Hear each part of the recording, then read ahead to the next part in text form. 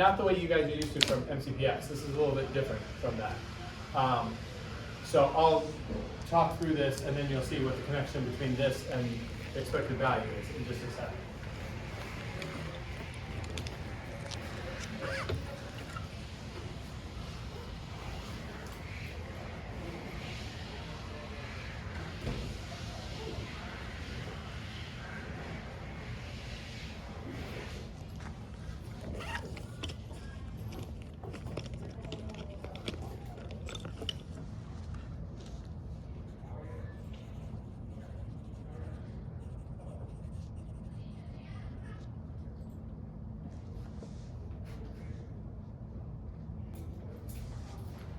All right, so let's work through these two.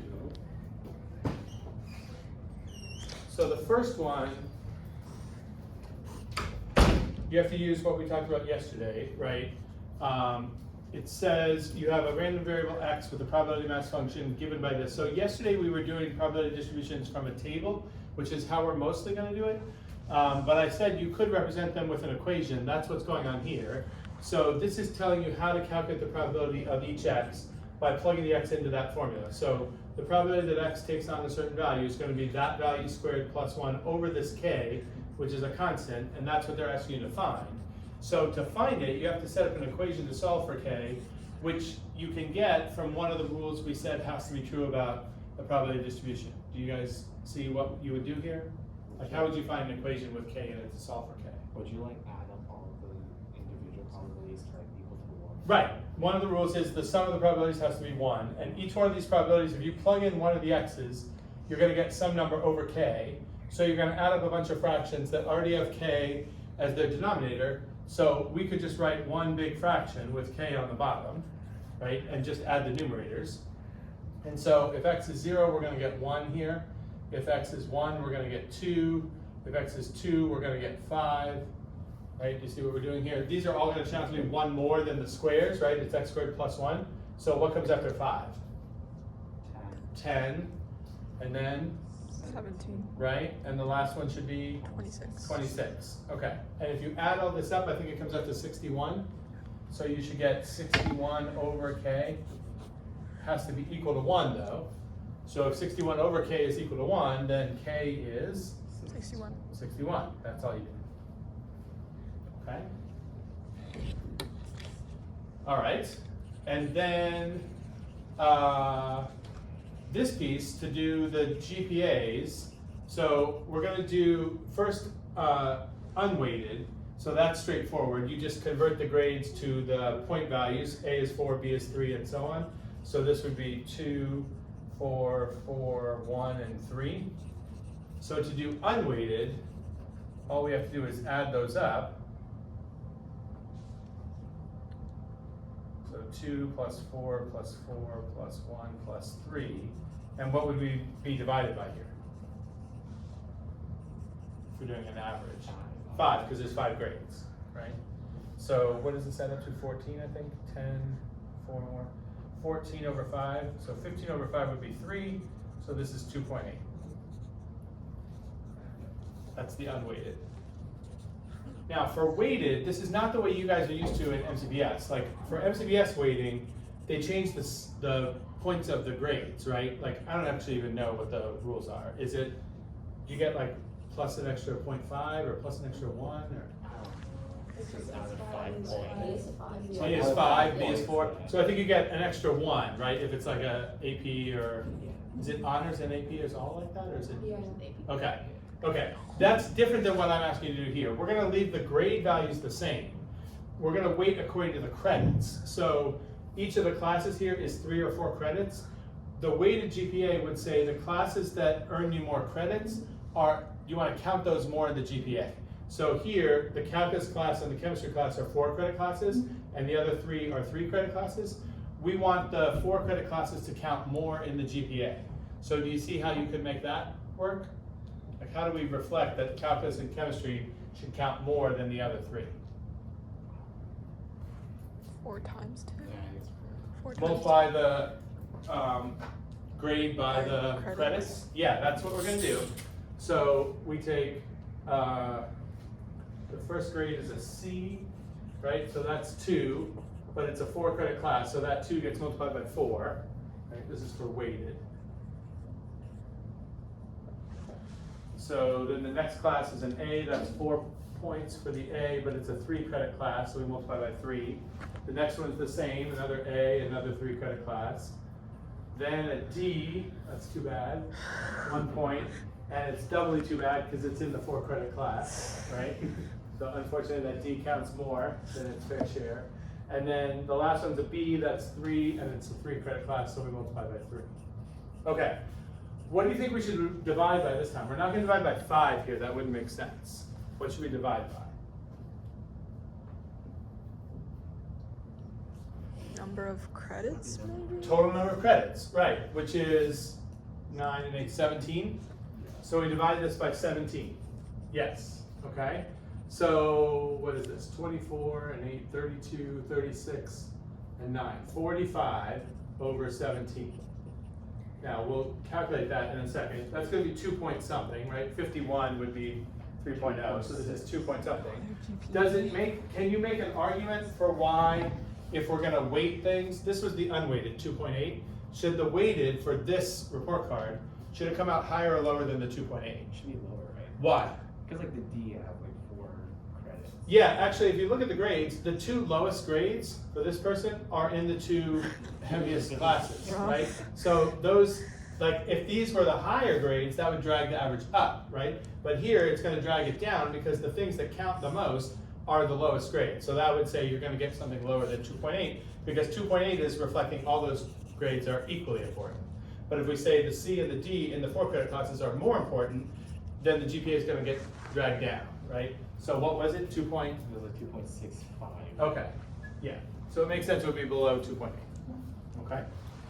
Okay, that kind of weighted average where you assign weights and you multiply each element in your set by the appropriate weight and then you divide by the total weights. By the way, this is like that. Unweighted is like weighting everything equally. So think of, we're multiplying all these by 1 and then the sum of the weights would be 5, right? So this is kind of the same thing, except if it's unweighted, you don't have to think about the weights. But that's how we do a weighted average, and expected value that I'm going to show you today is a weighted average of the values in a probability distribution, but in that case, the weights are the probabilities. So it's the same idea, except instead of credits, we're going to have probability values playing the role of the weights. Okay? So I showed you this like really quickly yesterday. I didn't show you the slide, but I showed this calculation, but here it is in a more reasonable case. Okay, this is the definition of what's called expected value.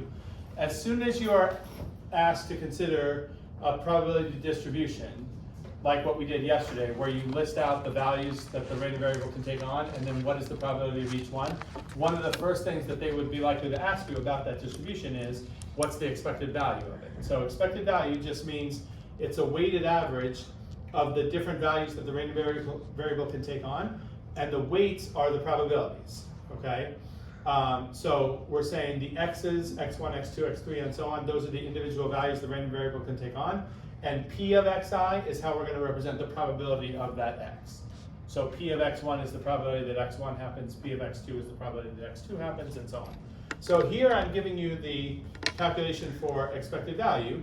First, the notation. Capital E is how we represent expected value. So you say expected value of something. This is like function notation, E of x. It's a kind of average, so it's very common to use mu to represent it, just like in stats where you say the mean is mu. You're going to see mu and E of x used interchangeably. Okay. Now this part makes sense in terms of doing what we did in the grade calculation. Take your individual x, multiply by its probability, and add them up. The only thing that looks a little bit weird here is there's no division, right? So here, when we were doing the GPA calculation, we were divided by 17. How come when we're doing the expected value, I have the adding each thing up, and what I'm adding is the x times the weight, but I don't see any division here. Do you see why? Andrew? Because like probabilities are already like a fraction.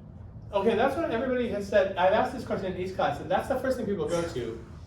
That is true, but there's something else. We'd still have to consider dividing by something, even if the weights were fractions. And we don't have to in this particular case because of how the weights are specifically working. Do you see it? Sum is 1. Yes. Divided by 1. Right, okay? If the weights are your probabilities, like the 17 up there was the sum of the credits, right? If your weights are probabilities, you should be dividing by the sum of the probabilities, but if you're using all the probabilities, the sum is, by rule, has to be 1. So for expected value, you're never gonna see divided by because it's always divided by 1, okay? If your weights added up to something other than 1, you'd have to divide by that. But since we're always gonna use weights as probabilities, and the probabilities always sum to 1, you'll never worry about division there. You just have to do this calculation. Each x times its probability and add those up for as many as there are, okay? So that's expected value. It's a pretty simple concept. Now there's such a thing as, instead of just expected value of x, you can actually have the expected value of any function of that x. So I have one more slide here that shows you how you would adjust the calculation if you were doing expected value of some function of x. Okay, and I gave you a couple of examples here. We're not going to spend a ton of time on this, but a couple of these, like expected value of a constant times x and expected value of x squared, are ones that will come up in what we do. This one actually comes up in a version of the variance formula that I'm going to show you next week. So I just want you to be familiar with, like, what does it mean to do expected value of something other than just x? And it's pretty easy. If you have a function here, then you're still doing a sum of something times a probability. But the thing you have here, if this is not just x, you just do this thing to the x, right? So if I have expected value of constant times x, what you're doing is taking that constant times each x, and then multiplying that by the probability of the x you used. So if I had like 3 values in my distribution, I would do k times x1 times the probability of x1, plus k times x2 times the probability of x2, plus k times x3 times the probability of x3. Now, in this particular case, if all you're doing is multiplying a constant k times your x value, then if we were adding this up, there would be a k in each term in the sum. So I could factor the k out and bring the k outside the sum. And if I brought the k outside, what would be left in here that I would be summing would be x's times their probabilities, which is the expected value of x. So it turns out if you do expected value of a constant times x, you can always pull that constant out, and it's just the same as the constant times whatever the original expected value is. That's special to the fact that we're doing a sum here, and this is just introducing a common factor, and so we can pull the common factor out. But sometimes, like in this case, there's no special rule for this. This just means you're finding the expected value of x squared, so that would mean you would do that thing, square each individual value of x, and then multiply by the probability of that x. Now notice here, it's not the probability of this thing, probability of x squared, it's the probability of the x you use to create this thing. So on this one, that's what I did over here, and I left it up. Let's say this was my probability distribution. I just had 1, 2, and 3 were the only values.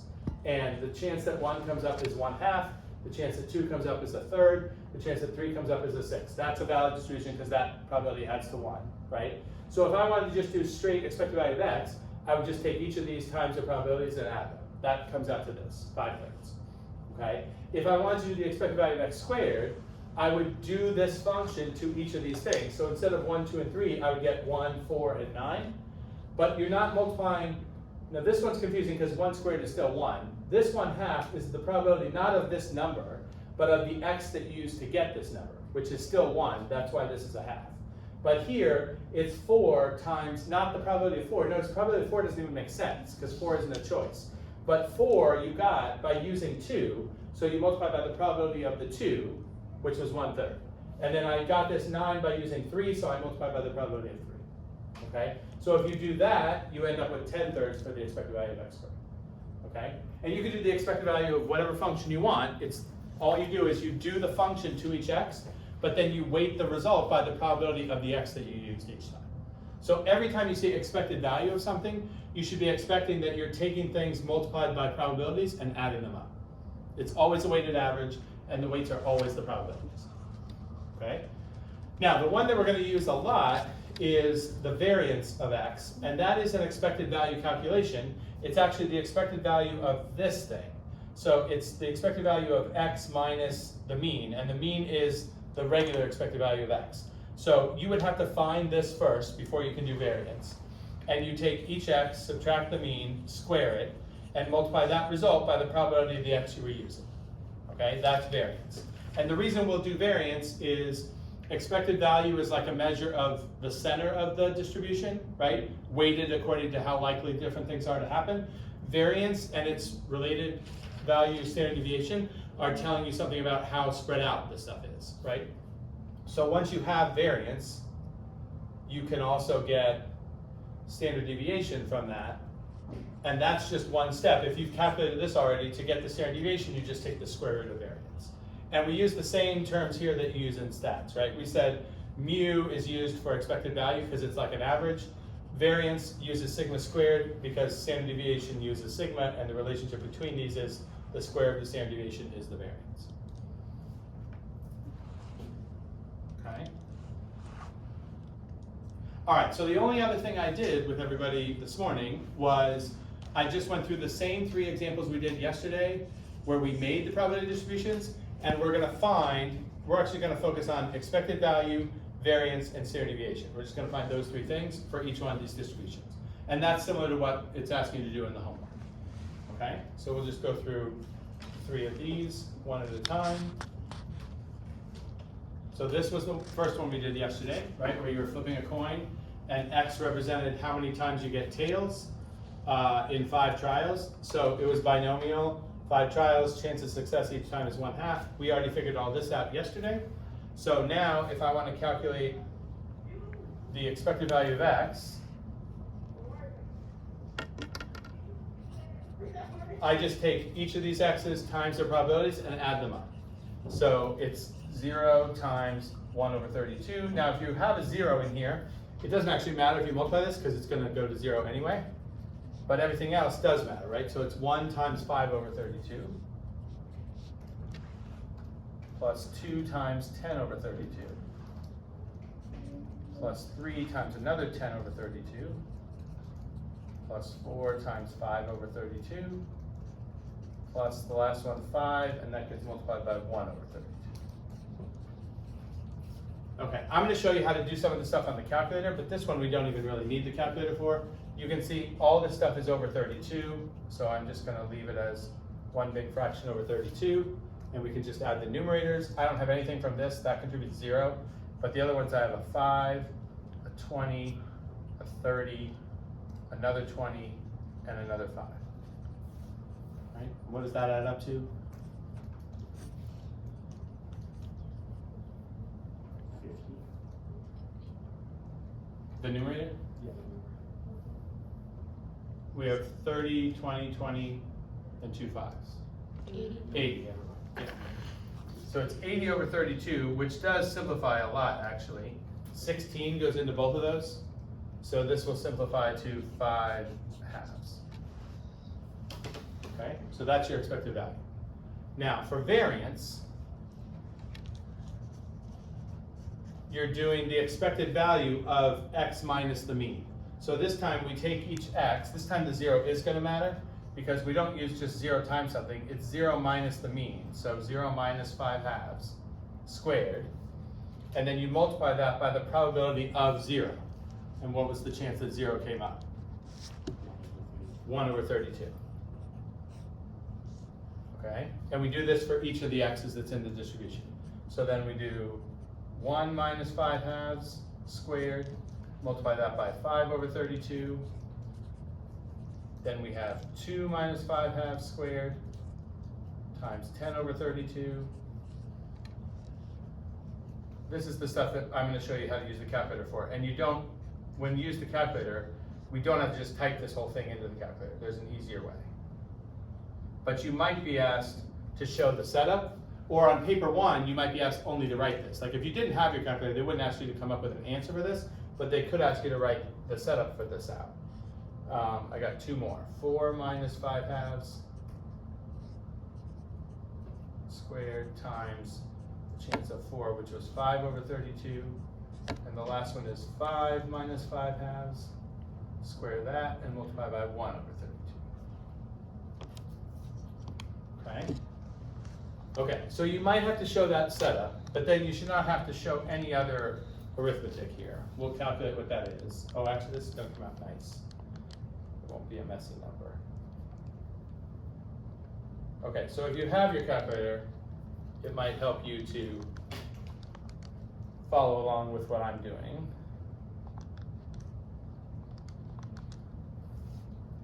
Okay, I have some stuff in here from a different example, so I'm gonna clear it out. Okay, so we're gonna use the lists in the calculator, so you do stat edit. Okay, and basically I'm gonna use L1 and L2 to make my probability distribution. So my L1 is gonna be my x's and my L2 is gonna be the probabilities. So I'm gonna actually just type the L1 values, because it's just 0, 1, 2, 3, 4, and 5. And you could type the probabilities also, but there's an easier way. So after you've got all your L1s in, if you go to L2 and go up to the heading for L2 and press enter, and then you see it lets you like define L2. So we're gonna type in like the rule for L2. Now, do you remember, the reason I can use the calculator here is the probabilities here followed what kind of distribution? Not normal. Binomial. It was binomial, right? And we have binomial PDF in the calculator. So you can say L2, use the binomial distribution. So go to second bars, find binomial. Which one is it if we want individual probabilities? PDF. PDF, so go to that. Okay, now we have to put in the information. This is not correct, right? How many trials? 5. 5. What was P? This is the flip of the coin one. 0.5. Yeah, 1/2. This is the chance of getting tails each time. And then for the x value, we're gonna put L1. So basically what you're saying is take the things that are in L1, calculate the binomial PDF for it, and put the answer in L2. So you get to L1 by second 1, right? So you get this. And then before you actually paste it, if you want to be fancy, you can tell the calculator to frac those answers. And in here to put the fractions instead of the decimals. It doesn't really matter, but it looks nicer this way.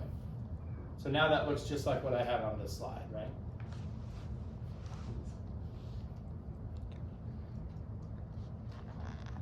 Okay, now, I'll show you where we can get the calculation. We're trying to find the variance, right? You can go to stat, calc, so arrow over to calc. You want 1 var stats, and you gotta make sure this stuff is set up right. The data is the probability random variable values. Those are in L1. But you also need, this might be blank for most of you. Frequency list should be L2. That's the weights, because everything we're doing is about weighted averages. So you say to the calculator, where's the data and where are the weights? It should be in 2 different lists, right? So L1 is where the data is, L2 is where the weights are. Then you say calculate. Okay, now, this x bar, that's your expected value, which we already calculated. Remember it was 5 over 2, 2.5, okay? They don't have variance on here, but they do have standard deviation. Do you guys know where standard deviation is? Sigma.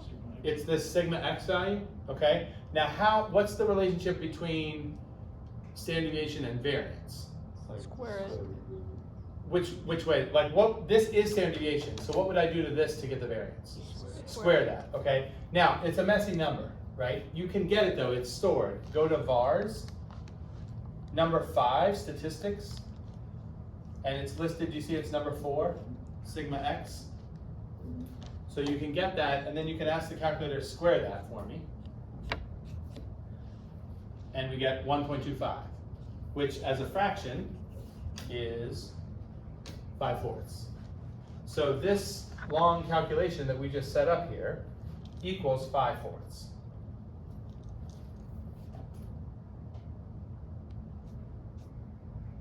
Okay. So up here, I'm going to keep track of our results. We had expected value of x here was 5/2 or 2.5. Then we had variance of x is 5/4. And we already know that to get standard deviation from variance, you just take the square root.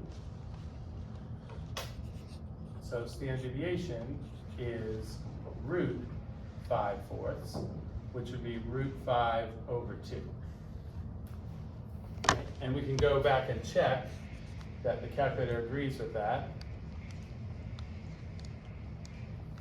If I do root 5, oops, how do I get you? 5 over 2. That's our standard deviation value, and if you forget what that was, it's off the screen now because we already squared that. If I go to var statistics number 4, that matches. Okay. So I think I showed the morning classes 2 different ways to get variance. I think this is the easier one. I'll show you guys the other one just because I showed everybody else. But you would not need to do anything, like you'd not need to show any work on paper past the setup of this, like what we just did here. Then you can have the calculator do all the calculations for you. And you don't even need to type all that into your calculator if you use the list. But I'll show you the other thing I did, basically was I used L3 to make the column for these values, okay? So I went to stat lists again, and in here, I didn't type it in, I just went up here to L3, hit enter, and said in there, take the things that are in L1 minus the 5/2, which was E of x, squared, right? Those are the values. And then I want the weighted average of these, still using these as the weights. So I can just do 1 bar stats on here, telling the calculator these are the weights, and then my mean, my x bar for this would be my variance. So I should get 1.25, right? If I go stat, calc, 1 bar stats, and I change this to L3, but keep my weights as L2, that is my variance. But I actually think it's easier to just use L1 and L2, and you don't get the variance directly, but you get the standard deviation, and you can square the standard deviation to get the variance. So I don't care, I'm not gonna see which way you do it, because you don't have to show anything beyond the initial setup, and same thing for IB, like they won't care. But I do think you definitely wanna find whichever one of those ways works best to you, rather than like typing all this out, or certainly doing this by hand. That's not fun. Okay, does that make sense? All right, let's try the second example. So expected value of x for this one, we take each x and we multiply by the probabilities. So the first one, I don't even care about the probability because I'm multiplying by 0, right? But the rest I do.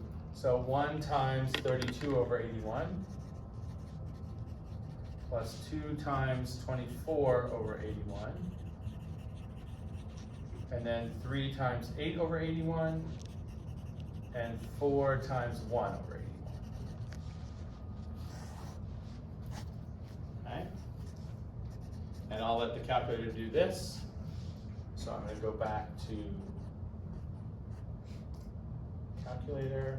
I'm going to clear all of my lists here, which you can do on the second menu, like if you're resetting your calculator. Number 4 is clear all the lists if you don't want to take the time to delete each one individually.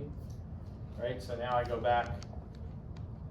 I have a clean set of lists here, and I'm going to put 0, 1, 2, 3, and 4 in L1. And then this was binomial also. So I can, again, instead of having to type all the probabilities in, I can say for L2, use binom PDF, and you're going to have to tell it what the parameters are. So how many trials this time? 4. 4. And what's the probability of success? 1/3. 1/3. The x values are now 1, and I'll say frac these so I don't get the decimals. There we go.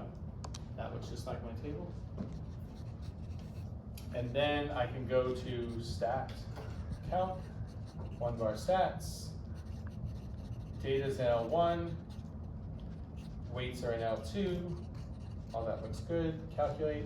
So what's my expected value?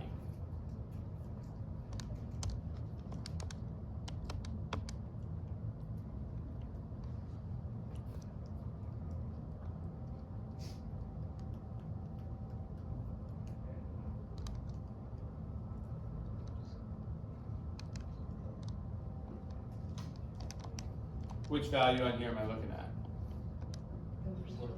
Yeah, x bar, 4/3, right? So I can record that here. This comes out to 4/3. Okay. And then I'll set up the variance, but we'll go back to that same screen to see what the answer comes out to, right? The setup for variance will be the first thing I write here.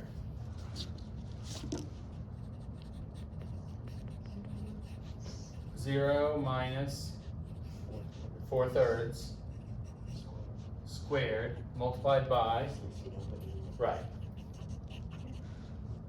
Okay, and then you just repeat that for all the individual x's.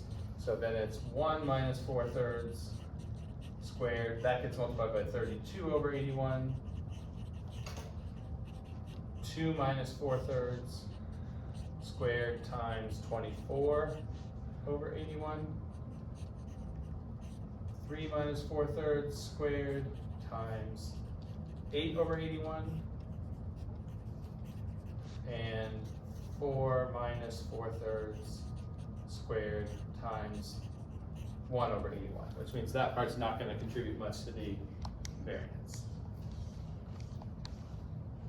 Okay. Now once we have the setup, we can go back to the calculator, and I can actually just use the same screen I was on, right?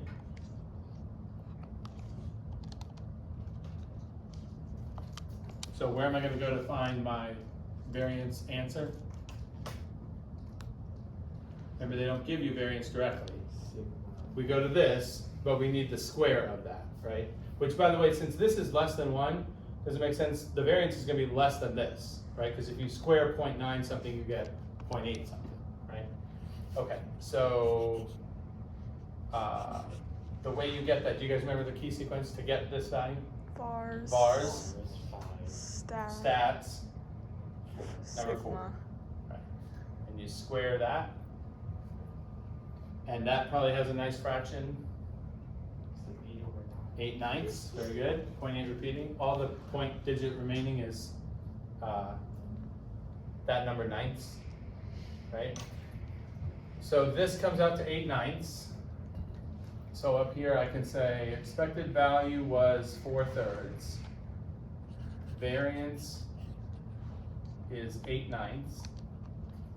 And therefore standard deviation should be root 8/9 or root 8 over 3.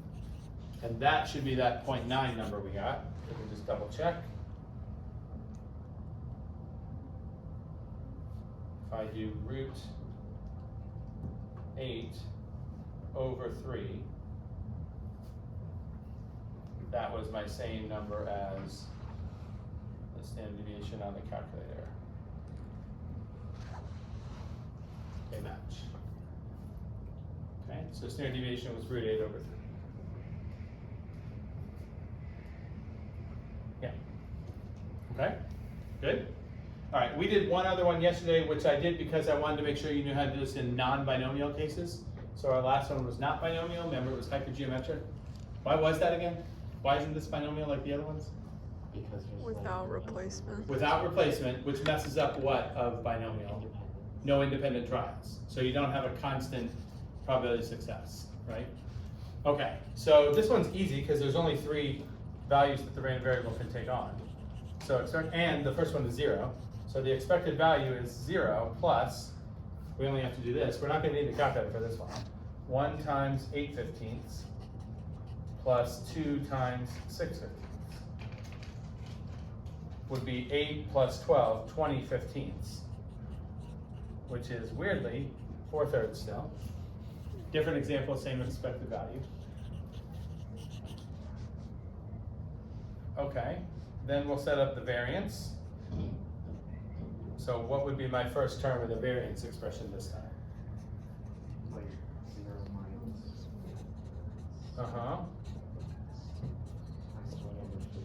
I gotta do something to this. Square. And then times, 1 over 50. right. And then the second one would be 1 minus 4/3 squared, and that gets multiplied by, and then we just have one more, 2 minus 4/3, square that, and multiply by 6 over 15. This I will use the calculator for.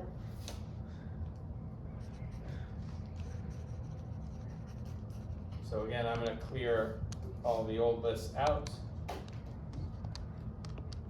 and go back and type in a very short one here, 0, 1, and 2. Now this time you do have to type in the probabilities because these are hypergeometric and they don't have a hypergeometric command built in the calculator. So what's the first probability? 1 1/15. Second one was 8/15. 8/15, and the last one is 6. good. Okay. What do I do now? I already got expected value. I just need variance. So what are the keystrokes here? What's it? Stat calc. Stat calc, one bar stat. Is that fine? Yeah. Yep. L1, L2, the weights, calculate. Okay, and I'm looking at this number, which is the standard deviation, 0.596 something. So I'm gonna square that. Can you get a fraction answer?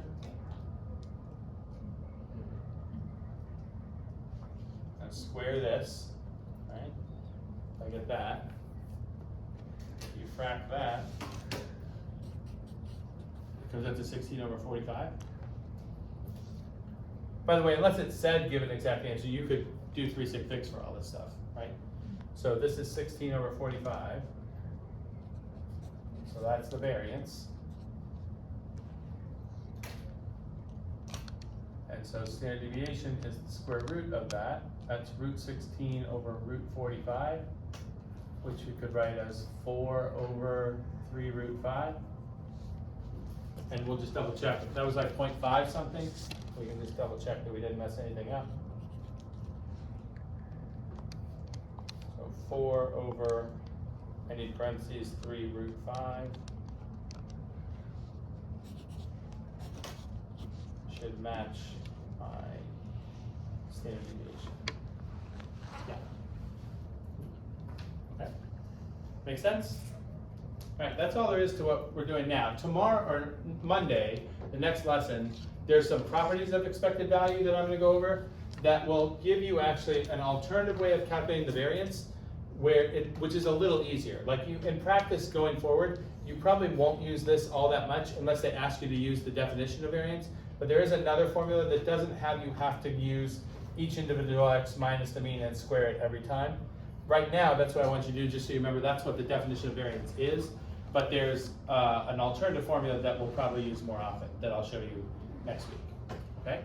But the homework just has you going through this kind of stuff, all right? Okay, that was good.